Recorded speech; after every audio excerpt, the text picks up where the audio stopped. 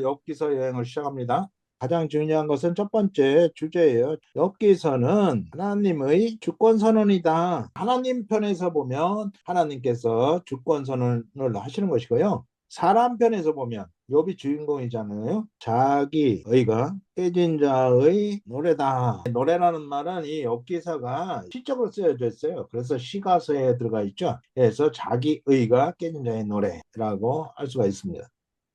두 번째 중요한 것이 구조죠. 욥기서는 어떤 구조를 가지고 있는가? 1장에서 3장은 욥의 고난, 4장에서 37장은 욥의 고난에 대해 다섯 사람이 논쟁하는 내용이에요. 이 논쟁의 주제는 인과응보. 인과응보라는 말을 딴 말로 하면은 하나님의 공의. 이 하나님의 공의는 율법에 기초하고 있죠. 율법. 율법을 강조하게 되면 율법주의가 되고 율법 종교가 됩니다. 그러니까 인과응보 논쟁은 문제가 있는 것이죠. 하나님께서 38장에 등장하시죠. 42장까지는 하나님의 주권 선언. 하나님께서 절대 주권을 선언하시는 내용이 되겠습니다. 세 번째는 그림, 눈으로 보기 위해서 그림을 그린 거예요. 그림을 자세히 이렇게 들여다보면 전체가 보이기를 시작합니다. 이 부분, 이것은 인과응보 논쟁입니다. 이것이 이제 중요한 내용이 되겠는데요. 1장에서 3장과 29, 30, 31장은 욥의 고난과 하나님께 단언을 하는 내용이고요. 가장 중요한 내용은 바로 여기입니다. 하나님의 주권선언. 전체적으로 살펴본다면 하나님의 공의 율법이죠. 그리고 하나님의 사랑이냐, 이것은 복음이죠. 사랑은 다른 말로 하면 하나님의 은혜죠. 그래서 결국은 율법에서 복음으로의 전환이 핵심 내용이 되겠습니다. 대부분을 차지하고 있는 내용이 인과응보 논쟁이에요. 다섯 사람이 등장을 합니다. 첫째는 엘리바스, 두 번째는 빌닷, 세 번째는 소발, 네 번째는 엘리후, 그리고 주인공인 욥이죠. 다섯 사람이 욥의 고난이라는 것에 대한 주제로 논쟁을 벌이게 되는 거죠. 인과응보 논쟁은 하나님의 공의의 속성만 말씀하고 있는 거죠. 하나님의 공의만 말하게 되면 이것은 율법입니다.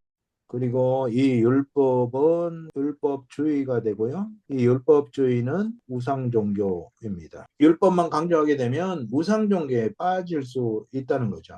엘리후가 등장하는데 엘리후라는 사람은 고난을 당하는 이유가 뭐냐에 대해서 하나님이 교만을 깨뜨리기 위한 정화수단이다. 이렇게 말을 합니다. 그런데 뭐냐면 하나님의 공의만 말하는 거예요. 하나님의 공의만 말하면, 율법만 말하면 해답이 없는 것이에요. 하나님께서 등장하셔서 해답을 주시는 내용이 38장에서 42장의 내용이 되겠습니다. 1장, 2장, 3장 욥의 고난에 대해서 1, 2, 3장이 말씀해주고 있어요. 1장에서는 욥이 어찌 까닭없이 하나님을 경외하리까, 사탄이 이렇게 말을 합니다. 1장 욥의 고난, 소유물과 열 자녀를 하루아침에 잃어버리는 거죠. 모든 소유, 아들 7, 딸 3, 하나님의 주신 것을 싹 걷어가시는 거예요. 그랬더니 욥이 뭐라고 하냐, 주신 이도 거두시는 이도 하나님이시니 하나님을 찬양한다 라고 신앙 고백을 합니다. 2장에서는 다시 사탄이 하나님께 말합니다. 욥이 아직도 하나님을 찬양할 수 있는 것은 아직은 크게 고난을 당하지 않았기 때문입니다. 그러면서 질병으로 고난을 주는데요. 가죽을 첫 번째 앞에 있는 가죽은 겉가죽이죠. 소유물입니다. 이 겉가죽으로는 안 된다. 두 번째 가죽은 속가죽인데 이것은 신체적 질병으로 쳐야만 하나님을 원망할 것이다. 이렇게 사탄이 말하니까 한번 시험해보라. 허락을 하시는 거죠. 그래서 그가 온몸에 종기로 인해 가지고 고통을 당하게 됩니다. 그랬더니 이제 3장에서 탄식을 합니다. 탄식하면 21회에 걸쳐서 탄식을 하는데요. 내가 난 날이 멸망하였더라면, 자기의 탄생을 저지합니다. 고통으로부터 해방받기 위해서 죽음을 갈망합니다. 얼마나 참혹한 상황이 됐습니까? 그래서 이제 여기에 대해서 논쟁을 하게 되죠. 참여한 자들은 엘리바스, 빌닷, 소발, 엘리후 네 사람이 등장을 하고요. 욥은 변호를 하는 거죠. 인과 응보 논쟁을 하는 거죠. 논쟁 1, 2, 3, 4까지 있는데요. 4장에서 37장까지 이렇게 논쟁을 하게 되는 거예요. 4장과 5장에서 말하면 6장과 7장에서 욥이 거기에 대해서 항변하고, 빌다시 8장에서 말하고, 9장과 10장에서 욥이 항변하고, 11장에서 소발이 말하고, 12, 13, 14장에서 욥이 자기를 변호하고, 25장에서 빌다시 말하니까 26, 27, 28장에서 욥이 항변을 하고, 그리고 마지막에 엘리후가 나타나서 32, 33, 34, 35, 36, 37장까지 긴 논쟁을 하게 됩니다. 4장과 5장에서 엘리바스는 생각하여 보라, 죄 없이 망한 자가 누구인가, 정직한 자의 끊어짐이 어디 있는가. 하나님이 계신데 하나님의 공의 앞에서 어떻게 죄 없이 망할 수가 있냐. 네가 죄를 지었기 때문에 이런 벌을 받는 것이다 라고 욥을 정죄하는 것이죠. 거기에 대해서 욥이 6장과 7장에서 항변을 합니다. 8장에서 빌닷은 하나님이 어찌 정의를 굳게 하시겠으며 전능하시니가 어찌 공의를 굳게 하시겠는가, 똑같이 인과응보로 정죄를 하고요. 내 자녀들이 주께 죄를 지었으므로 주께서 그들을 그 죄에 버려두셨나니, 욥의 10살이나 죽었는데 그들이 죄를 지었기 때문에 죄값으로 죽음을 당했다라고 질서적으로 말하는 것이에요. 11장에서는 소발이 말을 하는데, 하나님께서 너로 하여금 너희 죄를 잊게 하여 주셨음을 알라. 욥이 많은 죄를 지었지만 그 중에서 극히 일부만 징벌하셨다, 이렇게 말을 하는 겁니다. 이렇게 공격을 받으니까 욥이 화가 나는 거죠. 서로 막 2차, 3차로 갈수록 치열하게 논쟁을 벌이고 있습니다.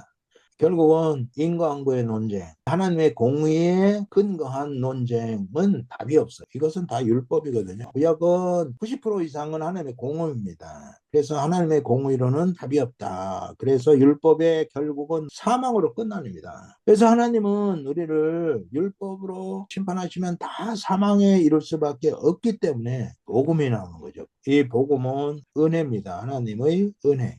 그래서 하나님은 은혜로 복음으로 구원을 하시는 거죠. 이것이 복음입니다. 19장에 보면 욥의 변호, 항변이라고 할 수 있는데요. 19장 25, 26절에 내가 알기에는 나의 구속자가 살아계시니 마침내 그가 땅 위에 서실 것이라. 내 가족의 벗김을 당한 뒤에도 내가 육체 밖에서 하나님을 보리라. 나의 대속자, 그가 땅에 서실 것이다. 나의 대속자는 누구인가? 예수 그리스도의 부활을 말하고 있습니다. 두 번째 26절에서는 내 가족의 벗김을 당한 후에도 내가 육체 밖에서 하나님을 보리라. 이것은 욥의 부활입니다. 그래서 첫 번째는 나의 대속자 예수 그리스도의 부활을 말하고, 두 번째는 욥의 부활을 말합니다. 예수 그리스도가 십자가에서 죽음으로 끝난 것이 아니라 죽음을 이기고 부활하심으로 인해서 예수 그리스도의 부활이 나의 부활의 보증이 되었습니다. 이 신앙은 예수 그리스도를 통해서 성취가 된 거죠. 족장시대에 살았던 욥은 부활신앙을 가지고 있었다 하는 것이 특징적인 말씀이라고 할 수가 있겠습니다. 29, 30, 31장 이것은 욥이 탄원을 하는 내용이 되겠습니다. 29장에서는 욥의 과거 회상, 하나님의 은혜로 풍요를 누리고 사람들로부터 존경을 받던 때를 회상을 합니다. 두 번째는 욥이 빈민, 고아, 과부, 맹인들을 외면하지 않고 보살피고 칭송을 받았던 것을 회상을 합니다. 30장에서는 현재의 고난을 탄식하죠. 애가와 같습니다. 욥이 하나님의 축복 가운데 살 때는 모든 사람들로부터 존경을 받았습니다. 그런데 고난을 당하고 그의 피부병으로 인해서 고통을 당하면서 신음을 하자 사람들이 짐승의 울부짖음 같다 조롱을 하는 거예요. 이 탄식은 욥의 애가가 되는 것입니다. 31장에서는 욥이 할 수 있는 것은 하나님께 한원을 하는 것입니다. 욥이 마지막으로 변론을 하는 종지부야. 첫 번째, 눈의 약속. 내가 내 눈과 약속하였나니 어찌 처녀에게 주목하랴. 정결을 지키겠다는 종교적 소원입니다. 눈으로 범죄하지 않겠다. 두 번째는 공평한 저울에 대해서 말씀하고 있어요. 사람들은 다 나를 정죄하고 있지만 하나님께서는 공정한 저울로 나를 판결해 주십시오. 탄원하고 있습니다. 세 번째는 결백 주장, 무죄하다고 주장하고 있는데요. 종들의 권리를 존중했고 가난한 자나 고아나 과부를 잘 돌보았고 나그네에게 대문을 열어주었고 재물에 소망을 두고 살지 않았고 재물로 인해서 기뻐하지 않았고 하나님 잠시 내게 맡겨주신 것이라고 고백을 합니다. 자기 결백을 주장을 하는 것이죠. 38, 39, 40, 41, 42장으로 끝나게 되는 이것은 하나님의 주권 선언입니다.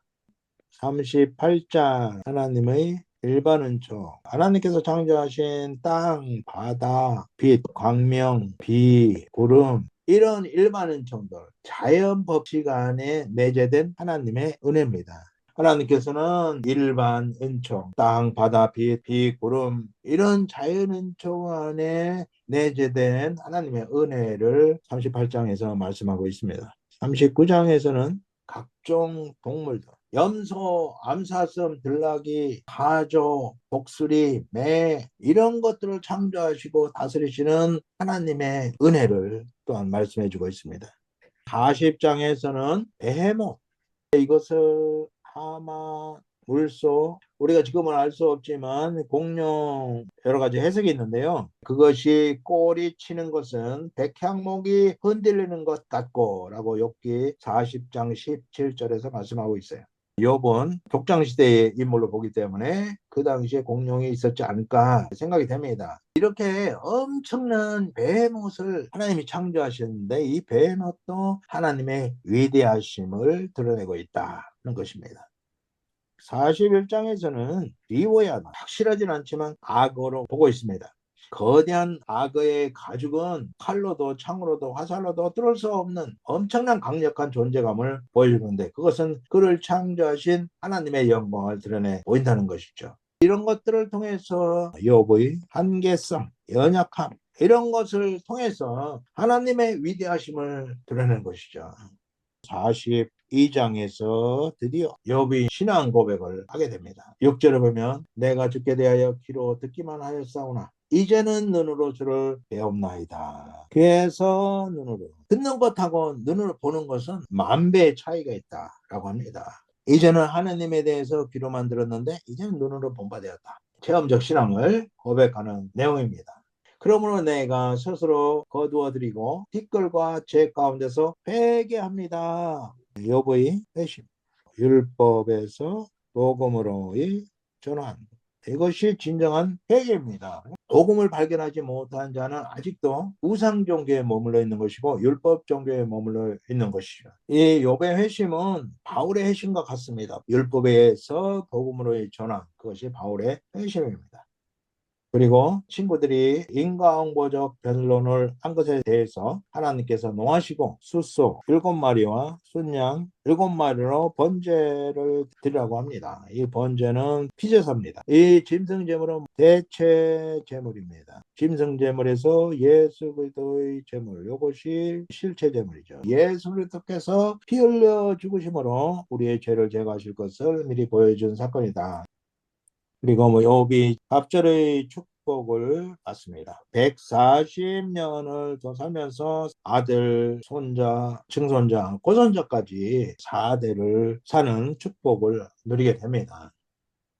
결론은 욥의 인내의 승리를 보여주는 사건입니다. 끝까지 하나님의 손을 놓지 않은 욥의 믿음 승리입니다. 그의 생을 저주하고 죽음을 갈망하고 하나님을 원망하고 했지만 그러나 끝까지 하나님의 손을 놓지 않았다는 것이죠. 그래서 그것을 야고보서 5장 11절에서는 욥의 인내가 승리의 비밀이라고 소개해 주고 있습니다. 그리고 인과응보, 다른 말로 하면 하나님의 공의고요, 율법입니다. 율법으로는 답이 없다는 것이죠. 그래서 복음, 은혜를 드러내시고 이 은혜를 통해서 욥은 율법에서 복음으로 전환한 회심이죠. 회심이 이루어지는 것이 핵심이 되겠습니다.